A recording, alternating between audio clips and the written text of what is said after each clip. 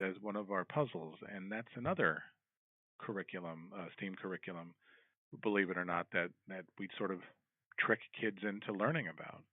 Um, it's great if they want to set up these kiosks. It's great if they want to take that path, but unless you're actually bridging the gap between formal and informal learning, a lot of kids are going to be confused, or they might be a little bit turned off when they see um, this kind of curriculum presented to them.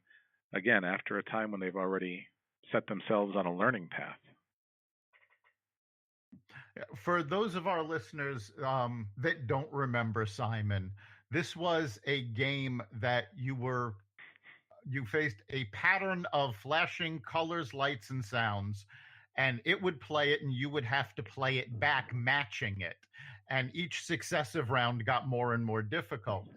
Now, you said you have this in one of your exhibits. What's the lesson that's coming out of this for the children? A lot of it is following the patterns, making an assumption of what may come next, but also learning to not make that assumption, paying attention. But it's also incorporating music and the visuals um, into that type of learning. You're also engaging hand-eye coordination, um, and it's problem solving. At the end of the day, it's part of our exhibit called Puzzled. Um, and what it is one of a few different puzzles that are, the old mind benders and brain teasers, and we have different tables where kids can move from puzzle to puzzle, and you're really establishing that sort of base motor skill that you can then progress to something a little bit bigger. Everything has that visual component, everything has that problem solving component, and everything does have a logical conclusion and logical end. How you get there is where we really engage the kids, because maybe they get there a completely different way than they're supposed to. Um, so we really push that sort of starting your learning path and starting the way that you want to learn early on. Yeah, you do have a tab in your website for educators, and you talked a little bit about going outside and so on. But there's you actually have a really, really good section in there as far as how teachers and schools can get a hold of you to use your services there or have you come in. Maybe you can talk a little bit about that too, because obviously you want to be very, very interactive with the community, and you have a lot of outreach there. But there's a tab there that kind of explains everything. So what's the best way for people to get a hold of you and get involved, bringing their classes and that kind of thing there? Sure. What we have is online. We have like you had said, the educators tab on our website. We have an educator resource guide that breaks down our programs that we have available. What that includes is everything from our basic preschool programs all the way straight up through high school programs. We have those are our traveling classroom programs.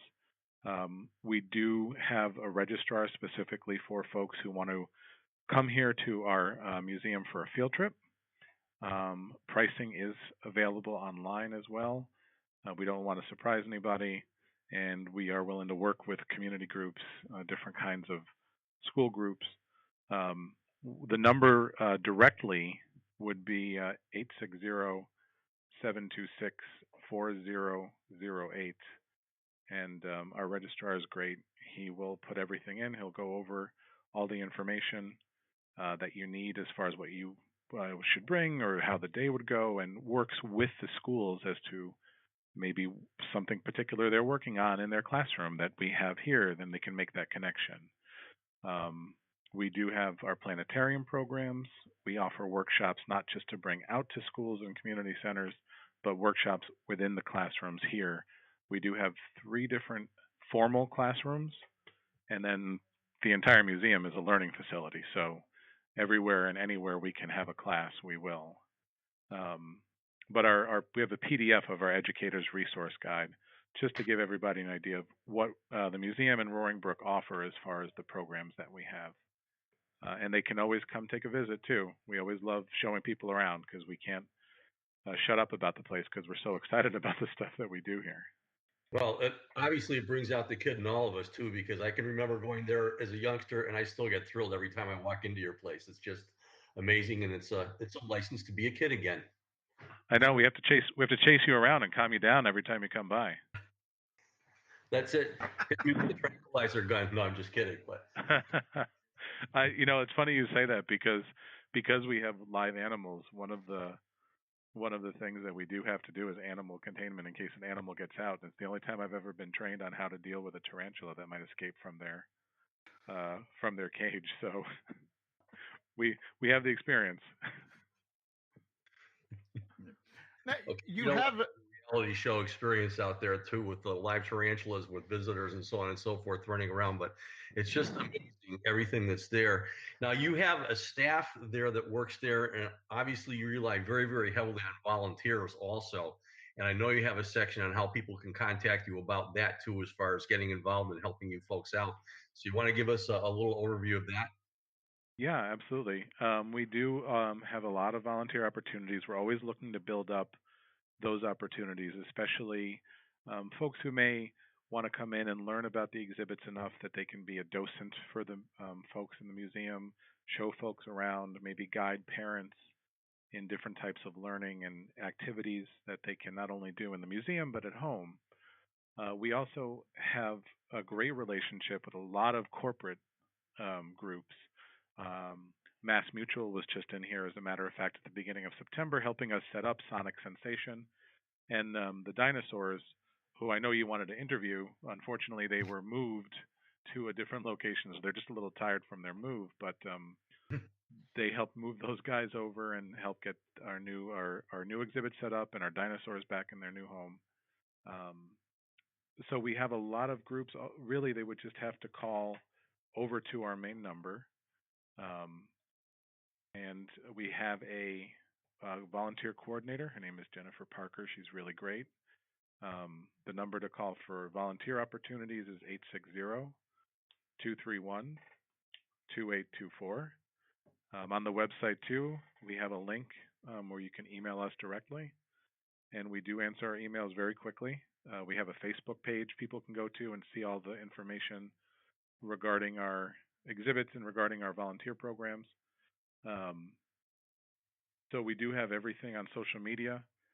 And again, we do respond relatively quickly to any request, but any amount of time and any level of volunteer we're always looking for. Of course, people love working in the sanctuary with the animals, but we have a lot of other opportunities available. You mentioned earlier that you go out to schools and libraries, but I also know that you have programs designed for homeschool children Yes. as well. Can you tell us a little bit about that? Sure, absolutely.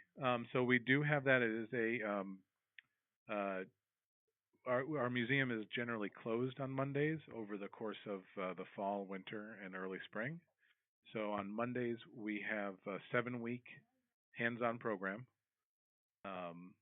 We do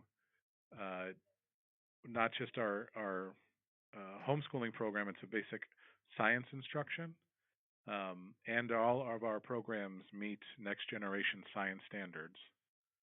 Um, we do the formal classroom training, but we also do the hands-on experimental and experiential training.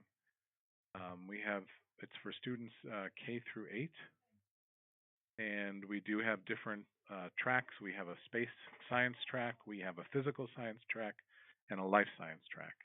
Um, they generally run for about 2 to 3 hours in the mid morning to afternoon, um, and we do assess how different students do come in. We are part of the coalition as far as homeschooling, things like that.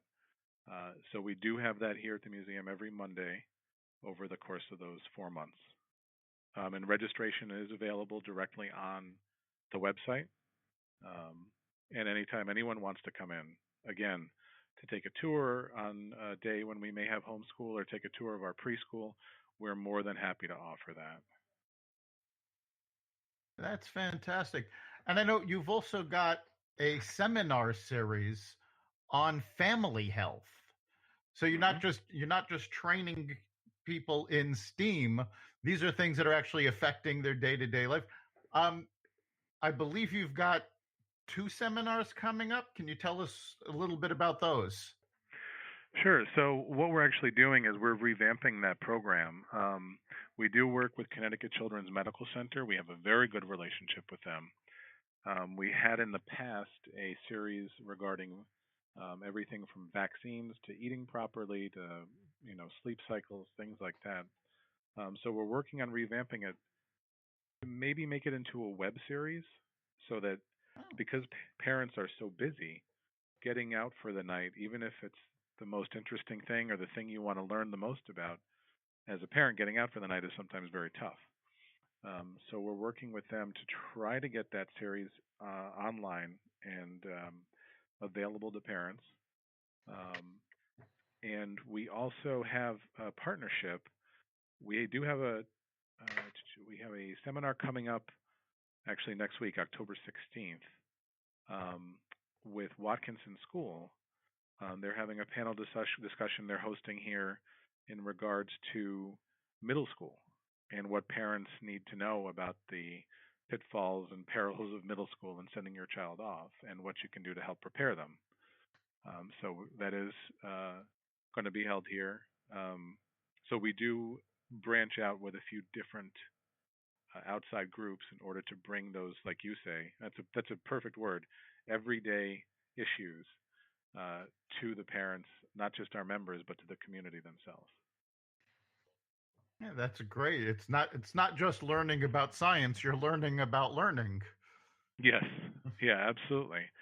And that's the one thing that we strive for is engaging the community and allowing the children and their families to not just be um, on their own educational path and not just have to deal with science, but also to learn about the world around them. We want children and their families to be good environmental stewards. We want them to be good community members. We want them to be ideal students. We want them to be ideal workers and just a comprehensive part of the community at large. And that expands. And it doesn't just affect the neighborhood, it affects the entire area and eventually affects the entire state. Um, so we try to promote that and that kind of responsibility through all of our programs. So we make them as comprehensive as we can. Excellent. We're just about at the end of our time. Chip, do you have anything else you want to ask our guest? I think it's just so great that we've had you on today, Joe, because the Children's Museum is just a wonderful, wonderful gem that we have right here in West Hartford and out in Canton. And again, their website, thechildrensmuseumct.org, has all the information about that. But the different ways that you can get involved, obviously, you can support them with a donation through the website. There's volunteers opportunities, as Joe has talked about. And you can bring your own events there, so you can call them up and actually use their facility for events. But I just highly recommend stopping by and taking a look at everything that's going on there, or just emailing them to get the information on it, because it's really, really fantastic what you have going on there. And I went for the first time way back in the 1960s. So just an amazing place. Well, we're always happy to have you back, no matter how many years it's been. And thanks for the kind words, and thanks for having me on. I appreciate it. Thank you for being here.